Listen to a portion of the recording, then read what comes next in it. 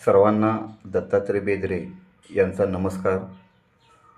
सध्या राज्यामध्ये 10वीचे पेपर सुरू आहेत. त्यामुळे मी 10वीचे विद्यार्थी-विद्यार्थिनी, पालकवर्ग व शिक्षक वर्ग तसेच इथली शिक्षण व्यवस्था या संदर्भात 2 शब्द मी बोलू इच्छितो. राज्यामध्ये 10वीच्या परीक्षा सुरू होत असताना सोलापूर जिल्ह्यामधील मंगळवेढा तालुक्यातील नंदेश्वर या गावामध्ये 10वीचे पेपर सुरू असताना परीक्षा केंद्रावरती 10 विद्यार्थी बोगस असल्याचे निदर्शनास आले. 20 फेब्रुवारी रोजी ही घटना ज्यावेळेस निदर्शनास आली त्यावेळेस संबंधित विद्यार्थ्यांच्या विरोधात मंगळवेढा पोलीस ठाण्यामध्ये गुन्हा नोंद करण्यात आला. त्यामध्ये 9 विद्यार्थी व 1 विद्यार्थिनी होती. आता तो न्यायालयीन कोठडीमध्ये त्यांची रवानगी केलेली आहे. पुढील तपास पोलीस करत आहेत.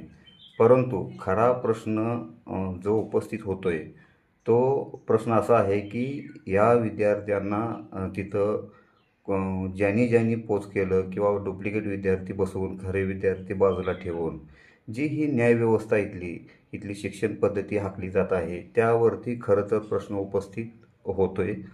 कारण शिक्षकांनी CCTVच्या माध्यमातून शासन एकीकडून शिक्षण व्यवस्थेमध्ये सुधारणा करण्याचा प्रयत्न करते आहे. कॉपी करणाऱ्यावरती आळा घालण्यासाठी प्रयत्न चालू आहे.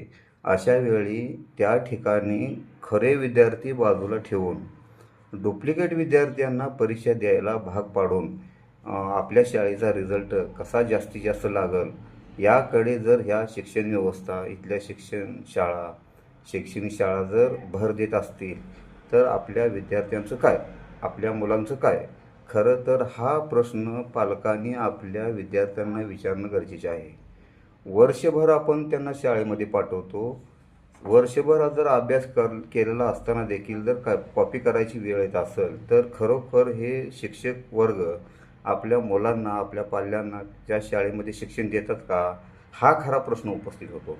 आज ते 10 विद्यार्थी रिस्टिकेट केले असतील, जे बनावट विद्यार्थी तिथे परीक्षा केंद्रावरती सापडले त्यांच्यावरती कायदेशीर कारवाई येईल. हा कायदेशीर कारवाई त्या मुलांच्या आयुष्याचं व भविष्याचं काय?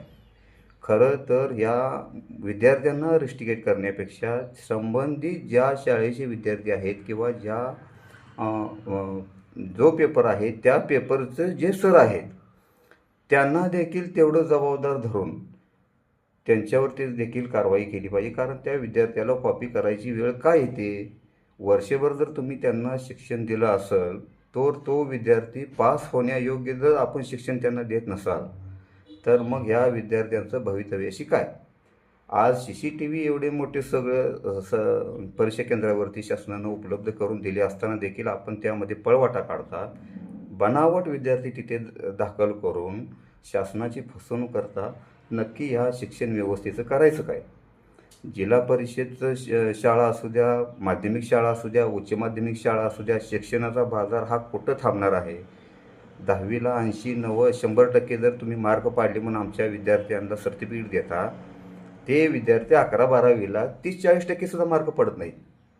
म्हणजे सरळ त्या विद्यार्थ्याशी, त्या पालकाशी, इथल्या शिक्षण क्षेत्राशी पूर्ण बेईमानी आहे.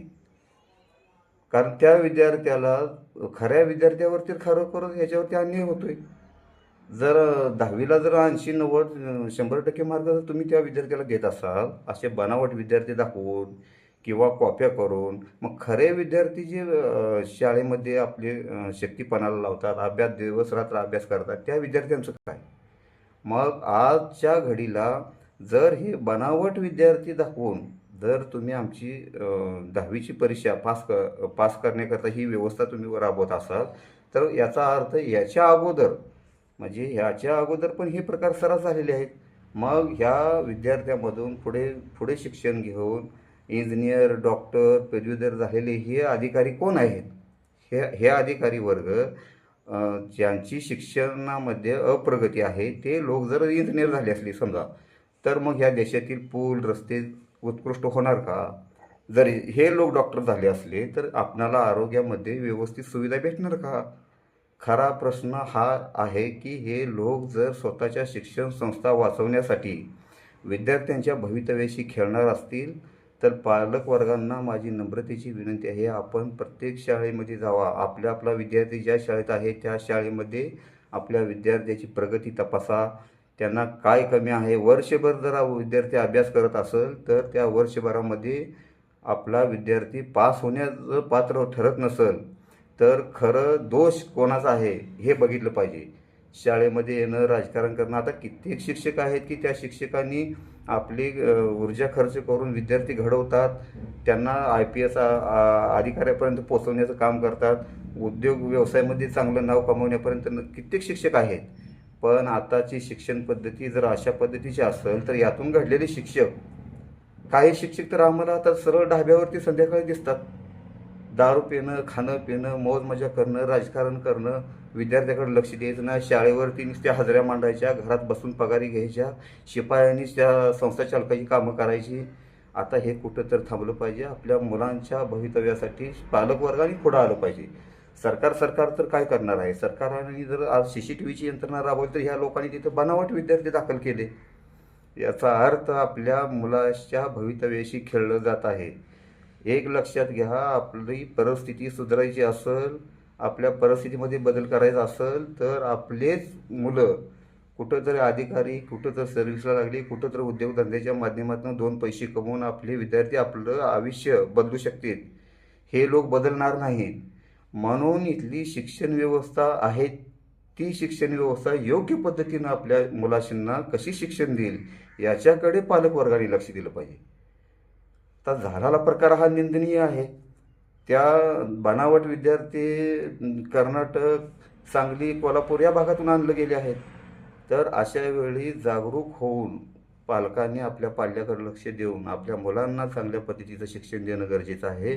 आणि इथल्या शिक्षण व्यवस्थेला आमचा प्रश्न आहे, अशा जर शिक्षण संस्था चालवून तुम्ही आमच्या मुलांचे भवितव्य बिघडवत असाल तर अशा शिक्षण संस्था कायमच्या बंद करा.